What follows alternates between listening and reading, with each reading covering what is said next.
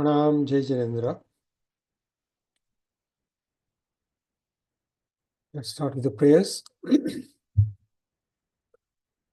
Namo Orientanam, Namo Siddhanam, Namo Ayariyanam, Namo Vatsayanam, Namo Loe Sabba Sahunam, Yeso Panchanamukkaro Sabba Pavapanasano, Mangalanancha Sabbe Simpadam Havai Mangalam, Namo Orientanam, Namo Siddhanam, Namo Ayariyanam, Namo Vatsayanam, Namo Loe Sabba Sahunam, Yeso Panchanamukkaro Sabba Pavapanasano, Mangalanancha Sabbe Simpadam Havai Mangalam, Namo Orientanam, Namo Siddhanam, Namo Ayariyanam, Namo Vatsayanam, Namo Loe Sabba Sahunam, Yeso Panchanamukkaro Sabba Pavapanasano, Mangalanancha Sabbe Simpadam Havai Mangalam. Veera Sarusura Sundar Mahito Virmuda Sansrita Virena Bhiyata Swakarmani Chayo Veera Nityam Namaha Veera Tirthamidam Prautamatulam Veera Shigoram Tapo Veera Sri Druti Kirtikanti Nichaya Sri Veerabhadram Disa Kamathe Dharanendracha Sochitam Karma Kurute Prabhustulya Manovrutti Parshanath Sri Estu Anguthe Amrutavase Laptitana Bandar Shri Guru Bhagavatam Samariye Manavanchita Fadadatar. Welcome everybody to this class on Bhagwan Mahavir's 10 Shravaks.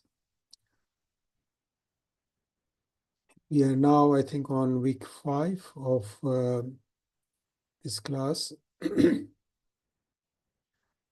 As I said yesterday, we are going to talk about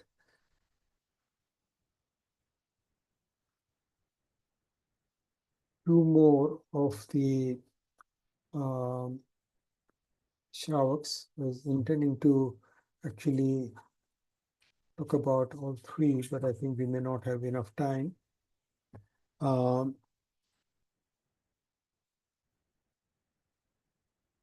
as you will all remember, we've already talked about what is Shravak Dharma, what are the 12 vows of a Jain householder, Shravak or Shravika.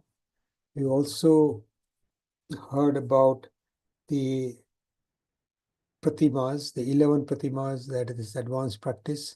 We also heard about Sanlekhana, that is the taking of the vow to fasting until death, that as we saw in the stories of the 10 Shravaks, that Anand Shravak, Kamdev Shravak, and Chulani Pita, who we talked about last week, they all took Sanlekhana towards the end of this, end of their lives.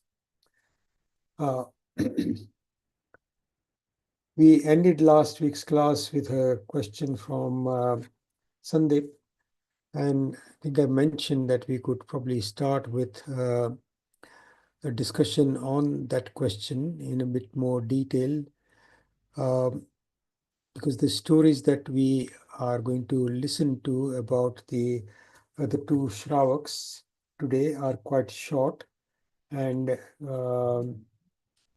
we will have time to have some discussion and still hopefully finish by about 9 o'clock. So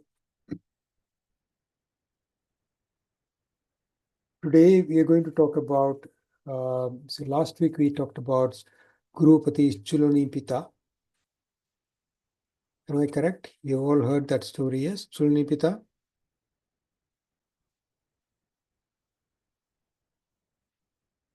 Yes, you all remember? No? So who have we heard of so far? We started off with the story of, what is the name of the first Shravak that we talked about? Anand Shravak. Anand Shravak. And the second one?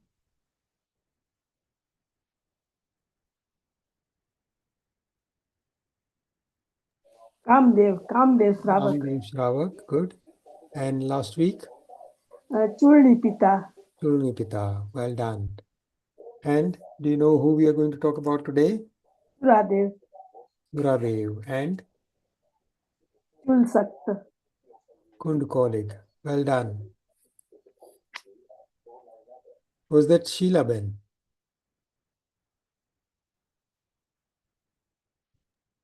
ના first one જ મારું હતું, બીજા કોઈ કહ્યું. Okay. Good. So we're going to talk about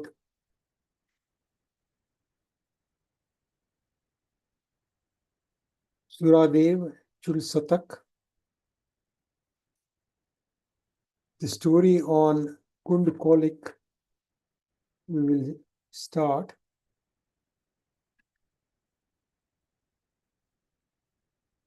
But we may not finish. Sandeep, do you want to ask your question again?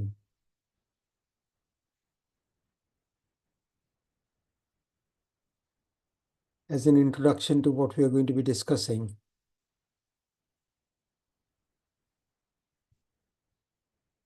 Exact what I asked. I mean, there are a couple of questions I asked. Yeah, last one that I didn't answer.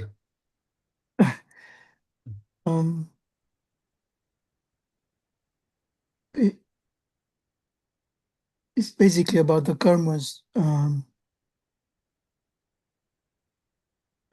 that if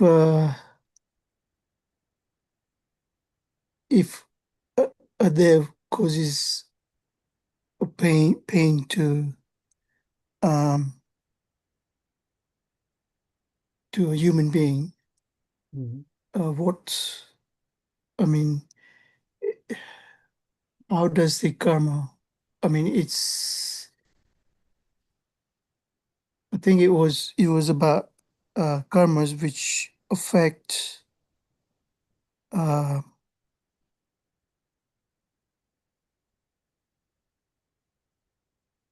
if the dev do these things, how can they are they punished for it at some point? Yeah. So I sense the dilemma. So what I suggested to you that you would actually have to go to the basics of the laws of karma so that this sort of understanding, so some basic facts. All jeeves, all life that is in sansar, meaning all life that is bound by karmas, and therefore all the souls that are bound by karma and therefore occupying a body in any of the 8.4 million species, 84 lakh जीवनी माही, if there is any person in any of these lives, there is a constant accumulation and dispersal of karmas that is going on all the time. That means... Yes, I understand that, but it's just that, as I say, like in Naraklok, there's Shrenik Raja, who's suffering, as well as by the time he becomes a Tirthanka in the next Chovisi, he would have advanced himself. He's because I think he went to seventh hell. No. No. But anyway, I think he's in Yeah, first hell, but I may be mistaken there. But in the same way, like, you know, you mentioned that if I mean, if a dev causes these kind of problems to Shravaks or whatever, obviously their karmas, I mean, they're binding bad karmas, but even though they've got Avdignan and all that, how can they improve their lives in terms of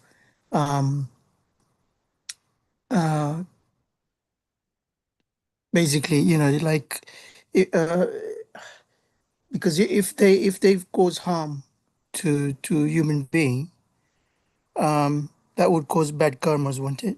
Yes. Obviously, yeah. Yes. So in and to purify themselves, they would need to do whatever, but they can't do. You said Not they in that life. or No, anything like that, no, not in that life. or not in that life. Yes, not in that life. So that is what I'm trying to make the point, that it is a continuum. Life after life, the journey and the path is not necessarily linear, and the deterioration or the improvement and the deterioration can occur over a very long period of time, over several lifetimes. And there may be certain catalysts that may start off but not necessarily come to fruition in that particular life. So if a dev who performs or punishes other people without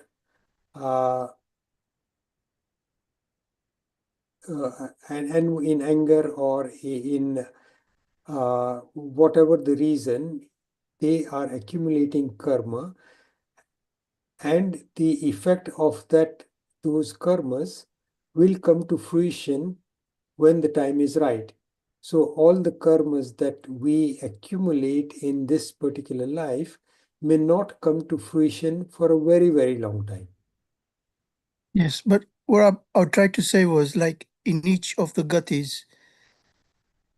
So now I understand that each of the gatis, I mean, like, even in a devlok, they don't have all good. It's bad as well as Yeah. good, in terms. Devlok is a place where somebody who is accumulated enough punya karma to leave to lead a fairly trouble-free life with a lot of power.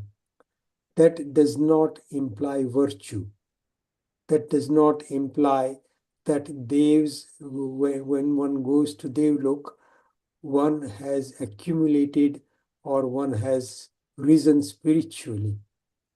A lot of souls go to devlok when, in fact, they are souls who will never go to moksha, meaning that they are abhavya, meaning they do not have the essential level of uh, understanding and will never achieve that level of understanding that will enable them to rise spiritually ever. That is one category of souls which are not going to moksha ever. That, But that's another category then. I didn't know that. abhavya, so not everybody goes to moksha. There is one category of Jeeves who will constantly travel in sansar because they will never reach that level of understanding to progress spiritually. And those are called abhavya. There are not many. My understanding is that those numbers are few, but there are descriptions of that, and we've talked about them in Bhagwan Mahavir's life at some stage. But the point is that Devlok is a place where one goes to enjoy the fruits of accumulated punya. Punya is not necessarily synonymous with spiritual development. And similarly, in Narak, one goes to spend the bad karmas that was accumulated, that's called pap, that takes us one to Narak. And that does not necessarily mean spiritual bankruptcy. So the thing to understand is that the time at which a karma is bound, the soul binds a karma, the karma gets incorporated. At that time, the type of karma or the types of karma get determined. The length for which those karmas will stay dormant is determined. So, કર્મ બંધાય ત્યારે કર્મનો પ્રકાર નક્કી થાય કે એના કારણે આત્માનો કયો ગુણ ઓબ્સ્ટ્રક્ટ થશે. કર્મની સ્થિતિ નક્કી થાય, કર્મનો રસ નક્કી થાય, meaning how intensely it's been bound, and whether that karma will be modifiable or unmodifiable. So anikachit, modifiable meaning anikachit, or unmodifiable meaning nikachit. And then at every moment in our life, we are accumulating karmas, but we are also getting rid of karmas. And this applies to all life. We are getting rid of karma by virtue of having spent them. So every moment that we live, our Aisha karma is reducing by that moment. So tomorrow, my Aisha karma in this life will have been spent by a day. That means I'll have lost one day in my life. That particular karma that is keeping me in this life will have reduced by a day by tomorrow. So the way I understand now is that both punya and pap can exist, coexist. Absolutely, yeah. And is it true that, okay, like in Devlok, that you can't do you can't do fasting or whatever, tap, you can't do the No. tap. So Yeah, you're right. is it similar in Naraklok as well? Is it Yes, you cannot perform penance, you cannot, but you see,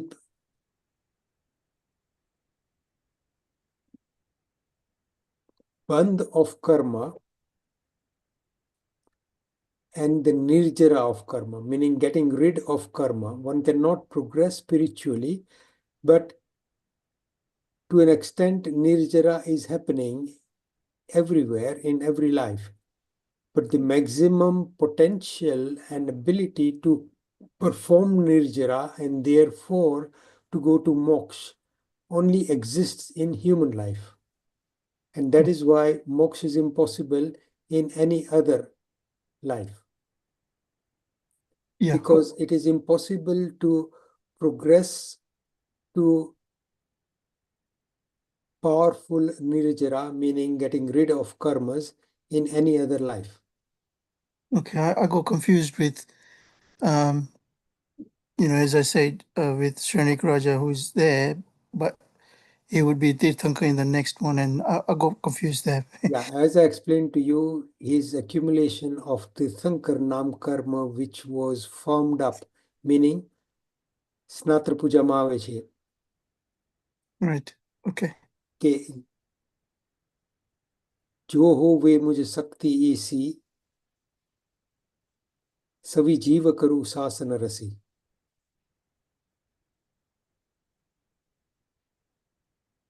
Okay. ऐसी भाव दया दिल मा धरी तीर्थंकर नाम कर्म निकाचनता સરાગથી સંયમ આચરી વચમાં એક દેવનો ભવ કરી ચવી પન્નર ક્ષેત્રે અવતરે મધ્યખંડે પણ રાજવી કૂડે. in the third life before the life of a Tirthankar, the Tirthankar Nam Karma is now formed up, meaning it is guaranteed to give its fruit. So that karma is formed up in the life as Shrenik Raja, and that he will not change. Okay, so basically the punya is still there. And Punya is still there, obviously. basically, he's just spending his Yes. So the time right for now. the fruition of that punya hasn't come yet. Okay, So everything comes to being or experience at its correct time. And that is true of everything that goes on in the universe. Time is crucial. One's spiritual development only starts when one's time has come for spiritual development. no, I basically what I thought is in although he's gone to uh, Naraklok, he is basically doing his penance and And he's accumulating Tirthankar Nam he, Karma. no, he got the Tirthakananam karma, but he is spending his bad karmas He's uh, spending his bad karmas and he's and actually suffering all the punishment there with great equanimity. So he is the holder of Shaik Samyaktva, meaning he is already that significantly spiritually developed from his previous life. but I thought that he was like doing penance with and getting rid of his karmas that way. So in the state of Samyaktva, which he is in now, Yeah, even in Narak, because he is in that state, one does not accumulate certain types of bad karmas at all. So what he's suffering from is from what he has accumulated in previous life. Similarly, a Dev who is enjoying the pleasures of Devlok, if he's got Samyaktva, then he yeah, is not accumulating bad karmas while he is actually enjoying the fruits of his punya because he's not engrossed in that. Similarly, Shrenik Raja and all those Narak Jeeves who have got a level of spiritual development are not accumulating further bad karmas because whatever they are suffering there, they are suffering with equanimity. right. Okay. So I think we need to maybe go much deeper into. So I can see the root of the confusion and some of the Yeah, and this is misunderstanding. cleared a bit because I This got has probably helped a bit, but I think there's a lot more that needs to be explored. So, because I think there are lots of intricacies in the rules about the laws of karma. Okay, yeah, thank you. let me start with the slides now.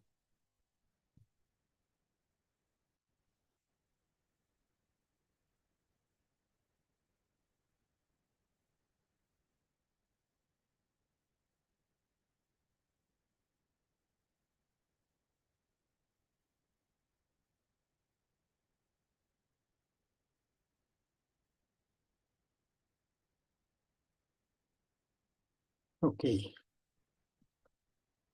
Vasag Dasao, Bhagwan Mahavir Das Upasako. Upasak, those who are following the path. We talked about Shravak Dharma, the importance of these lives, and what do we learn from these lives that we are going to talk about. And this week, on the 9th of December, we are going to talk of Suradev, Chul Satak, and introduce Kundukolik.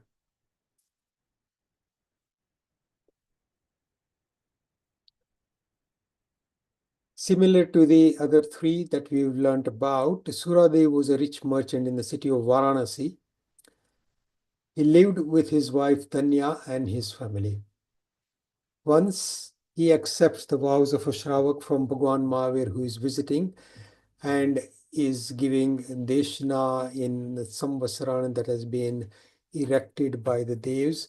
So that would be sort of the routine practice for those 30 years that Bhagwan Mahavir roamed about all over Bharat. So wherever he went, the Devs created a Samvasran and people came to listen.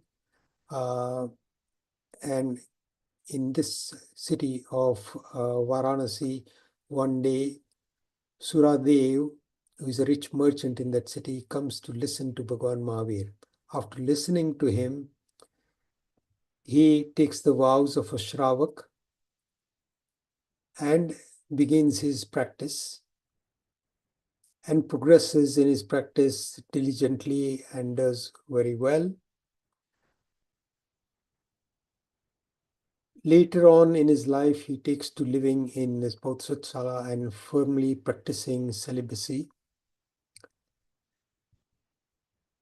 Because these are Shravaks who are rising spiritually very rapidly, and then they come to the attention of Devs who are not very happy with people progressing. Some come to test them, some come with evil intentions of breaking their particular steadfastness and to trying to topple them from the spiritual heights that they are climbing.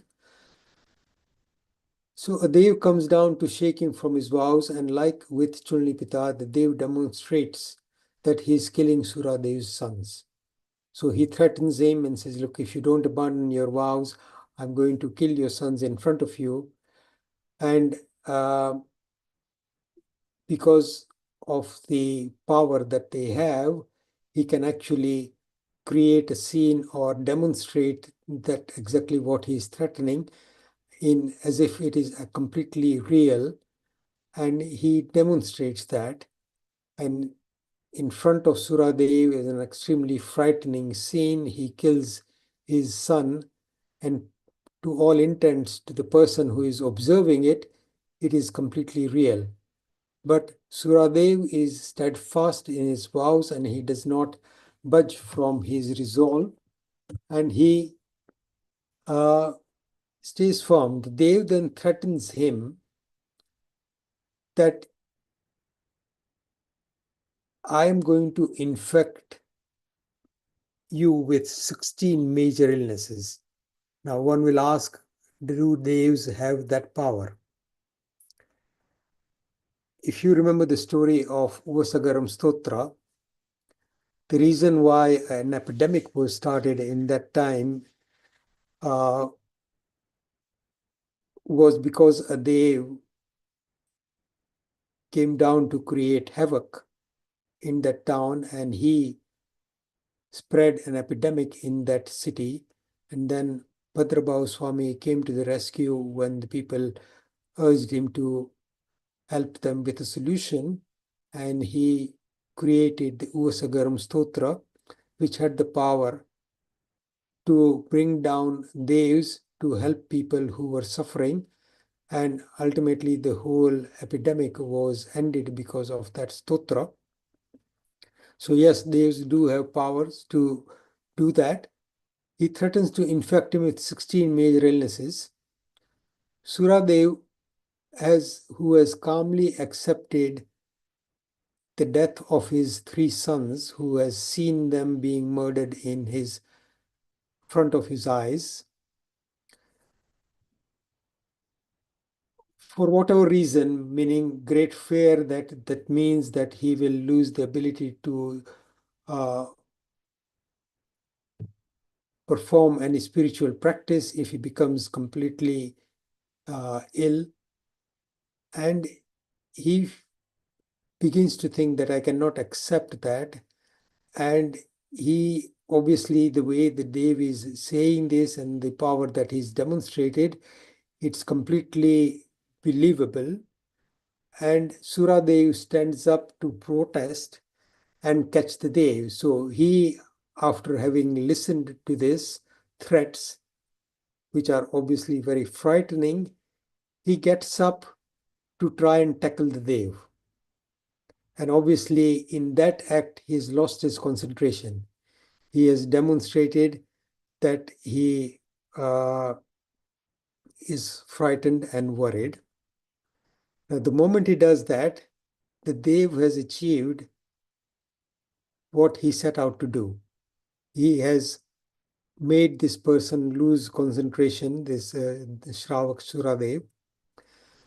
And the Dev then disappears from there. He immediately flies away, and Suradev is standing up, rushing to catch somebody, and all he catches in his arms is a pillar in the Pausadsala that he is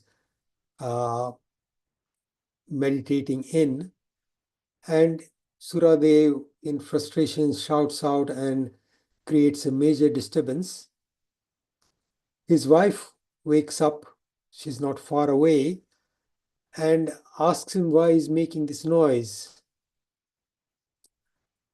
He explains to her what he has just witnessed, and she then reassures him that everything is all right, that this was just an illusion probably created by somebody who was out to disturb your peace and to disturb you from your meditation. And she points out to him that he has succeeded, that you have actually lost your steadfastness in your vows and penance and kaushik that you are performing. You don't have to worry, all your sons are well. And she advises him to seek prayaschit, to seek forgiveness for his having broken his vows and to retake his vows, because this was a major disturbance.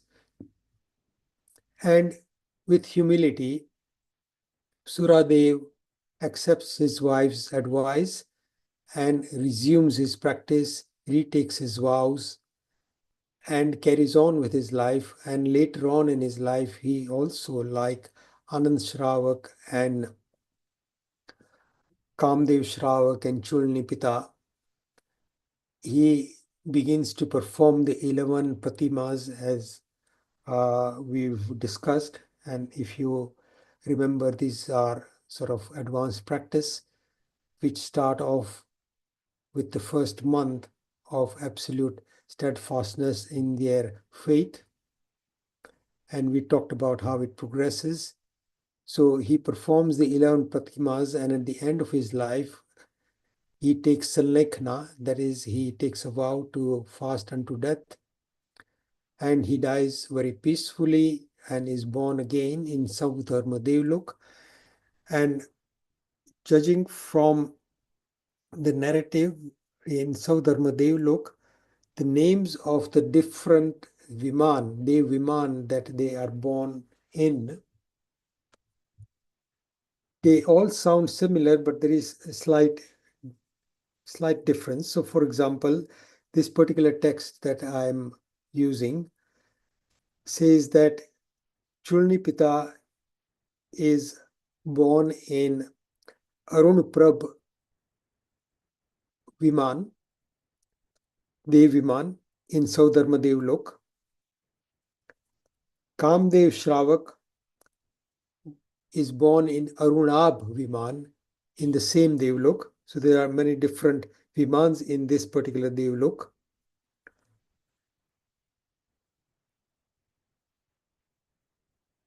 And Kamdev Shravak is born in Arun Viman in the same Devlok. Suradev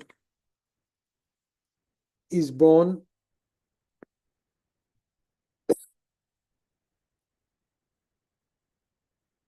Arunakant Viman in Saudharma Devlok. At the end of his life in Devlok, So all these Shravaks, looking at the time that has elapsed since Bhagwan Mahavir's Nirvana and that particular time, we're only talking about 2,600 years ago, and the lifespans in the Devlok is very long. They are all there currently, and in the next life, Suradev Shravak, like the others, will be born in Mahavidya Kshetra and go to moksha. That's about Suradev. So, I mean, if you are thinking at to what time it may be in the future, we're probably talking about a fairly long amount of time. Can't see the description of exactly when in relation to what we know about our next time cycle, meaning at the time of which particular Tirthankar in this Bharat Kshetra. It is, they may exist the details of that, but that's not something that is explained or described in this text. The next Shravak that we are going to talk about is somebody called Chul Satak. Chul Satak and his wife Bahula lived in the city of Albika.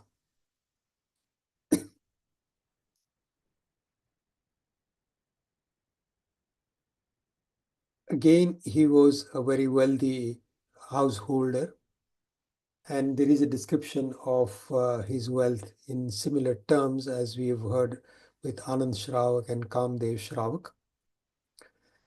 And once Bhagwan Mahavir comes outside his city in a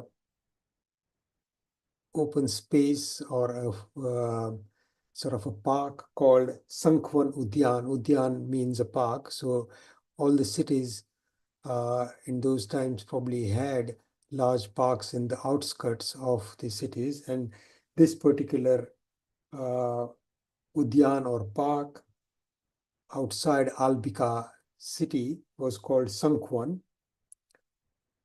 And Chul Satak Shravak comes to listen to Bhagwan Mahavir.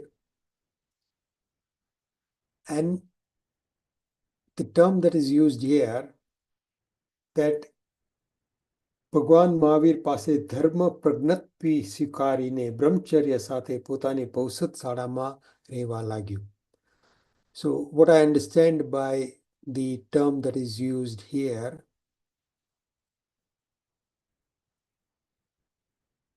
Chul Satak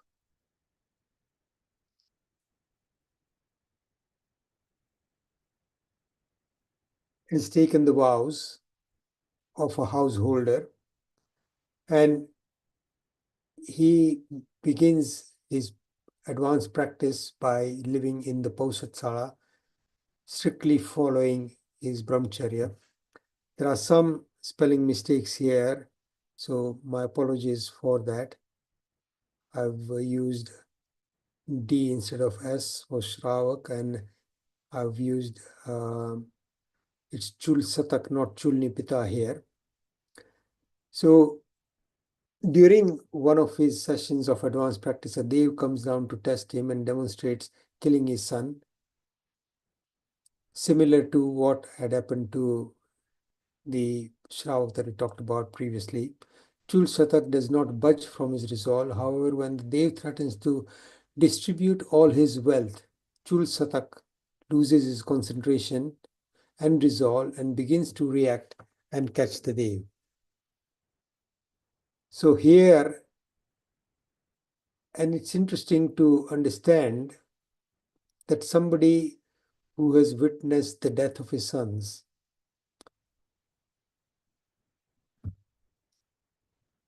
Suradev loses his concentration because he is threatened with being infected with major illnesses. Here, Chul Satak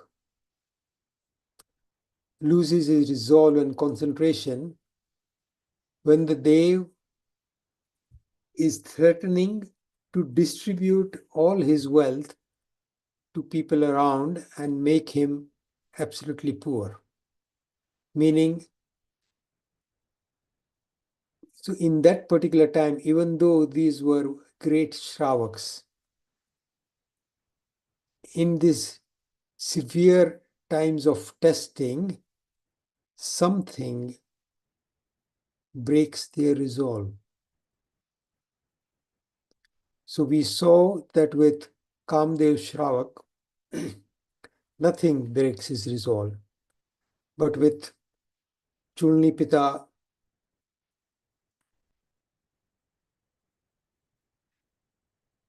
Suradev, and Chul Satak, their concentration and resolve is disturbed, and Chul Satak begins to react to catch the Dev, and as soon as he breaks his concentration, the Dev flies away, and again Chul Satak, having just witnessed something terrible, thinking that is real, he gets very agitated, creates a huge disturbance in his distress. What is described here in Gujarati are similar words just to explain to us that there was a major disturbance. And the words that are used, તેથી તે પણ ચૂળણી પિતાની જેમ તેને પકડવાનો વિચાર કરીને ઊભો થયો અને જેવો તે પકડવા ગયો કે તરત પેલા દેવ આકાશમાં ઉડી ગયો. તેના હાથમાં માત્ર થાંભલો આવ્યો, આથી તેણે મોટો કોલાહલ કરી મૂક્યો. That means he is reacting now and becomes very agitated. એની કોલાહલ સાંભળી તેની Bahula Bharya, that means his wife Bahula, wakes up, comes to him and asks him why he's so disturbed. And Chul Satak explains to her everything that he has seen and explains to her that he has just witnessed all his sons being killed in front of his eyes. Bahula listens to him, and like the wife of Suradev, she explains to him that nothing has happened, that everything is all right, that your children are safe, and again directs him to the fact that he has lost his concentration, he has disturbed his vows, and therefore he needs to seek penance and retake his vows, which he does. Nothing untoward has happened, and urges him to seek forgiveness and penance for breaking his vows and continue his advanced practice. Later in life, Chul Satak also takes his 11 Patimas of a Shravak, and towards the end of his life takes a vow of Sanlekhna to death. His soul is reborn then in Saudharma Devlok. And here, મરણાંતિક સંલેખના સમાધિમાં રહેતો એ કાળધર્મ પામીને સૌધર્મ કલ્પના અરુણ સિદ્ધ વિમાનમાં. So Chul Satak is born in Arun Siddh Viman as a Dev, and when that life finishes, he will be reborn in Mahavideh Kshetra and go to moksha. That was Chul Satak. Next week, we will start with the story of Gurupati Kund Kolik, who was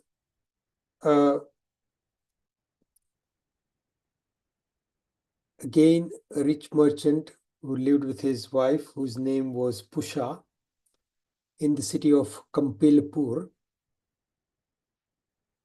Again, his wealth is described here, and these were all extremely wealthy merchants or bankers. Bhagwan Mahavir comes to this Kampilpur Nagar once, and Sastra Mravan Udyanma Utarya. So he comes to a park called Sastra Mravan, and Kund Kolik goes to Bhagwan Mahavir to listen to his Deshna and comes back having taken the vows of a Shravak.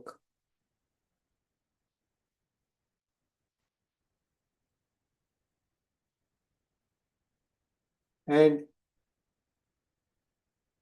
again, we will come to the story of how a Dev tests him next week. I'll leave some time for questions now.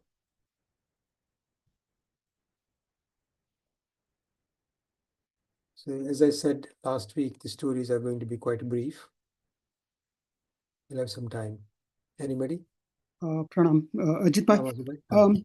Ajitbhai, I thought that once you're in Devlok, then you can't consecutively be reborn in Devlok. But you just said that Sura, he was reborn in Devlok again. No. He is in Devlok. He will be reborn in Mahavidya Kshetra in his next life. So from the life of Suradev, he has gone to Saudharma Devlok. Yeah. My apologies. Oh, okay, so he didn't. Okay, that's fine. So Okay, that's fine. he went to Saudharma Devlok in a particular Viman. And when his life there finishes, he will be born again in Mahavidya Kshetra as a human being, perform the practices that will allow him to progress very well in that life and then go to moksha in that life. So that will be his next life. So all these people that we are talking about are currently in Devloks, and in their next life, they are progressing.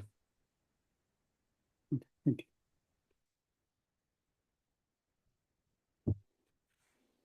પ્રણામ અજીતભાઈ, ખાલી પૂછ્યું હતું કે દેવલોકમાંથી સીધું મોક્ષમાં ના જવાય ને પાછું જન્મ લેવો પડે મનુષ્ય. Absolutely. મનુષ્ય જન્મ સિવાય બીજે ક્યાંયથી મોક્ષમાં ન જવાય. ન જવાય, બરોબર. અને આજે તમે સુરાદેવની વાત કરી, એ એવું લાગે છે કે આ ઉત્તરાધ્યાનનું આપણે કરી છે એમાં આવી હતી સ્ટોરી. હશે, મને યાદ નથી. આપણે બેન નથી કરતા. તમને યાદ છે કયું પર્ટિક્યુલર ચેપ્ટર હતું? એકમાં એવું લાગે છે કે પણ એમાં એમ કીધું 3 દીકરાઓને ઓલું કઈ મારી નાખ્યા દેવે ને એમની મધર ને કે તમારી બાને હું મારી નાખીશ. આમાં ઉત્તરાધ્યાયનમાં સૌથી પહેલું અધ્યયન હતું વિનયશ્રુત, પછી પરિશ, પછી ચતુરંગીય, અસંસ્કૃત, પછી અકામરણીય, ક્ષુલક નિર્ગ્રંથીય, ઉર્ભ્રિય, પછી કાપિલ્ય એટલે કપિલ, પછી નમી પ્રવજ્યા,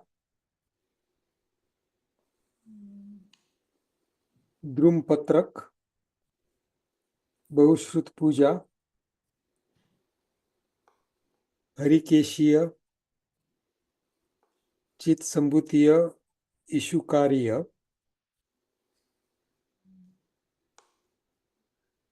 સાંભળીને એકદમ ફેમિલિયર લાગી કે આવી રીતે જ 3 દીકરાઓને ઓલું કર્યું દેવ આવીને અને પછી ખબર નહીં બીજું નામ હોય તો ખબર નથી પણ એમ લાગ્યું. There may be a similar story, but it is also possible કે આ જ વાત ઉત્તરાધ્યાયનમાં પણ હોય. એના જે ઇન્ડેક્સમાં જોઉં છું એમાં હિનાબેને આપ્યું હતું પણ હવે એક્ઝેક્ટલી ખ્યાલ નથી, પણ આ તમે કીધું ને તો આમ એકદમ લાગ્યું કે આ પાછી સાંભળી છે ક્યાંક પેલા recently.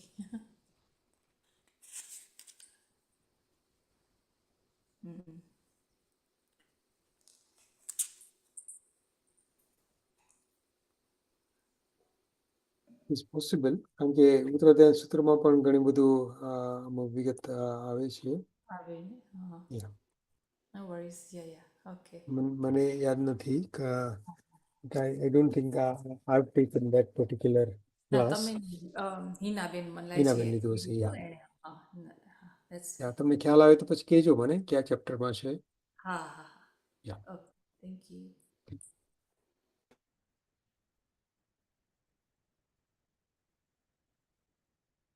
That is why it is important that, I mean, the importance of human life, because that is the only life from which you can make significant spiritual progress. And in one of the chapters of Uttarathayana Sutra, we did discuss how rare it is to actually get the birth of a human being.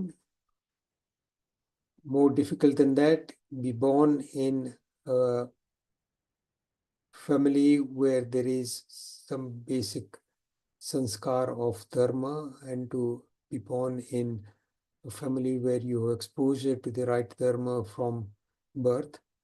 And then in addition to that, it is also rarer to then have an interest in listening to dharma. And further still, having listened to the dharma, to actually begin to practice and ultimately be brave enough to become a monk or a nun. So all those things are progressively rarer and more difficult to achieve in spiritual terms. So one needs the right time, but a fair amount of preparation in advance to be able to progress through these various steps.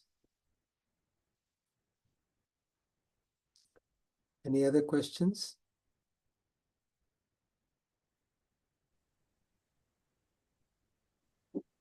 One small thing, it's just that, these two you mentioned today, Mm-hmm. and I think the last one, the third one, Mm-hmm. where they were disturbed Mm-hmm. there. I just thought that, although they are doing a lot of penance and so on, which is good. Okay, they are not monks, but they're still doing a lot of penance. But I would have thought that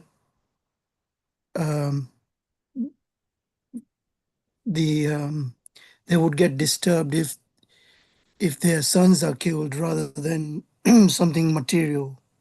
I mean, I So, would have thought yeah.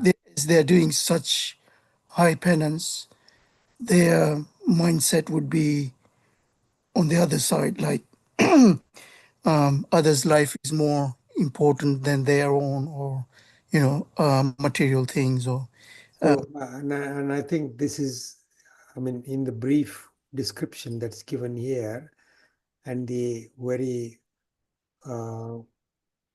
brief narrative that we have access to, which is a literal translation. So you would have probably a bit more nuance and depth in the original text because the language is very different.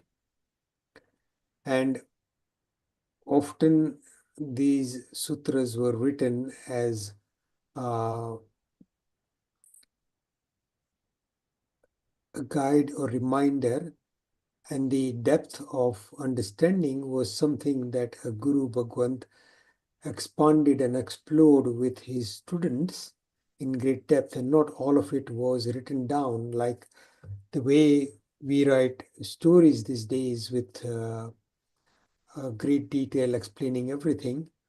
That was not the format, but your question is valid, and it is something for us to understand and reflect on, but not to judge, because we, in applying our own standards as to how we would react and how these people reacted to that particular disturbance, and what resolve and what was going on in their mind and what particular thing disturbed them. So until a certain point, they have maintained their equanimity, but following a different thread, presumably in the sequence that it is described here, makes them lose their cool.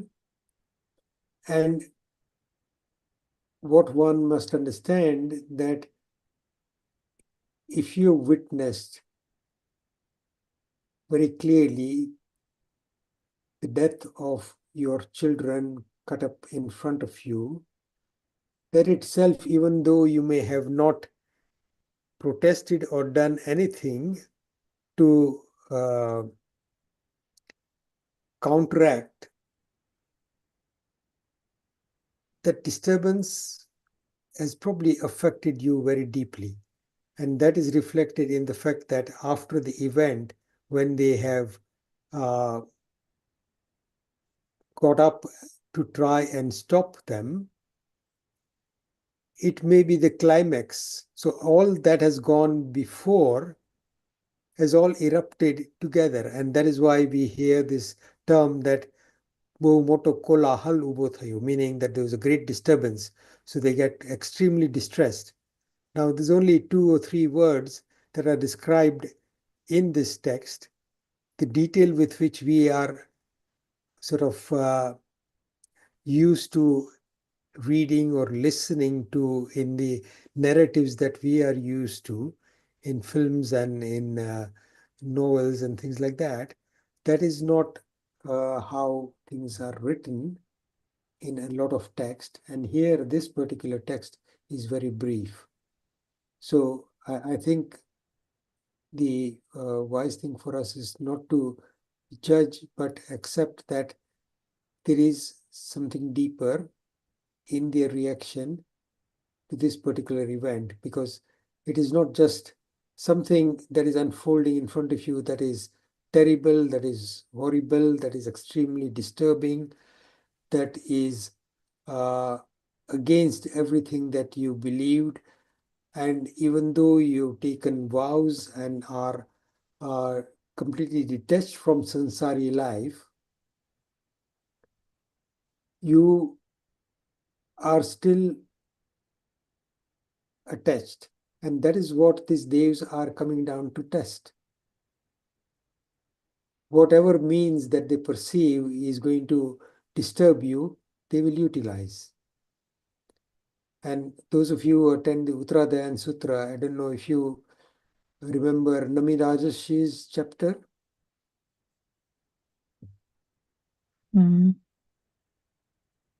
That story is quite famous as well. Does anybody remember? Nami Rajashi, having become a monk after having been a king, is disturbed by a dev and says that your city is burning. Get up and go and help all those people. And Nami Rajas's reaction is, the city may be burning, but nothing of mine is burning. That means all that I have, all that I am is with me. That nothing in the outside world is part of me and nothing affects me. So when people go into that level, and some can, but the reason why all these stories are come down to us after 2,500, 600 years ago is because these are heroic people of the level of heroism that we can only imagine. And that is why I mentioned this, because stories like that would tell you what kind of reactions they had before, Yeah. and hearing these two stories were a bit. Because we are imagining that there's just a few sequence, and the few words actually describes everything that went on in that time. It doesn't. These are all brief introductions, and I mean, there may be more detailed texts available. Unfortunately, I do not, and then some learned Guru Bhagwans may actually have written more and expanded further on this at some stage. And if I come across that, I will share that with you. Thanks. Okay. Anything else?